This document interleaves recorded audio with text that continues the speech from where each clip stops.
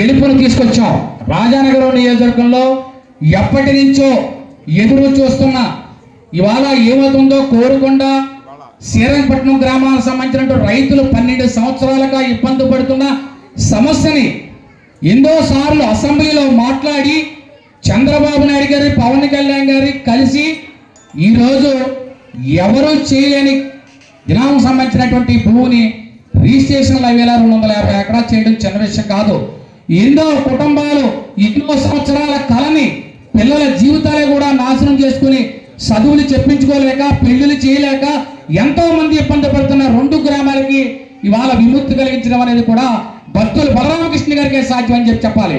ఎందుకంటే ఇవాళ చూస్తున్నాం, ఒక పక్క నియోజకవర్గం సమస్యల మీద అన్ని గ్రామాలని కూడా ఒక సర్వే తెలుసుకుని ఎక్కడెక్కడ ఏ గ్రామాల్లో రోడ్ల ప్రాబ్లమ్స్ ఉన్నాయి అన్నీ తెలుసుకుని ఫైల్స్ తయారు చేసుకుని సాక్షాత్తు అసెంబ్లీలో మాట్లాడుతూ చంద్రబాబు నాయుడు గారు మారుతూ పవన్ కళ్యాణ్ గారు మారుతూ నిత్యం ప్రజల కోసమే 16 గంటలు పనిచేస్తున్న ఏకైక దమ్మున్న ఎమ్మెల్యే బలరామకృష్ణ గారి 175 నియోజకవర్గంలో మన రాజానగరం ఉందని చెప్పాలి.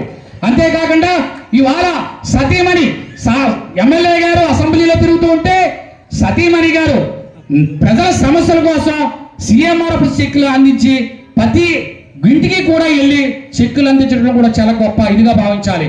చాలా మంది మహిళలు చాలా మంది ఉన్నారు. ఇవాళ చాలా మంది సతీమణి గారు చేస్తుంటే దాని మీద కొన్ని విమర్శలు చేస్తుంటారు ప్రతిపక్షాలు. ప్రోటోకాల్ ఉండి మేడం గారు ఇవాళ షాడో ఎమ్మెల్యేగా చేస్తారంటారు. అభివృద్ధిని ఒక పక్కన విజయవాడ నుంచి కార్యక్రమాలు చేస్తుంటే మన లోకల్లో కార్యక్రమాలు సతీమణి గారు చక్కబెట్టకపోతే ఎవరు చక్కబెడతారు? దయించి ప్రతిపక్షాలు ఇలాంటి విమర్శలు చేయడం తగదు. ఇవాళ సతీమణి గారు సీఎంఆర్ఎఫ్ చెక్కులు కావచ్చు, పరామర్శలు కావచ్చు, ఎన్ని కార్యక్రమాలకు వెళ్ళినా ఇవాళ మీరు మహిళలు ఎదురుకుండా చెప్పదలుచుకున్న మాట పాపం మహిళా మాతృమూర్తి అనేటువంటి ఇవాళ సతీమణి భక్తులు వెంకటలక్ష్మి గారు కూడా పబ్లిక్ గా విమర్శించడం ఎంతో బాధాకరం అనిపిస్తుంది. ఎందుకంటే ఆవిడ పాపం ఎంత మహాతల్లి ఇవాళ మాజీ ఎమ్మెల్యే ఏం విమర్శిస్తున్నాడంటే చెంగు చాచి చాలా మంది దగ్గర డబ్బులు దండుకుంటుందని చెప్పేసి ఒక నీచపు మాటని విమర్శించడం 40 సంవత్సరాల చరిత్ర ఉన్న మాజీ ఎమ్మెల్యేకి తగునని మీ మహిళలు ఎదుర్కొంటూ చెబుతున్నాను.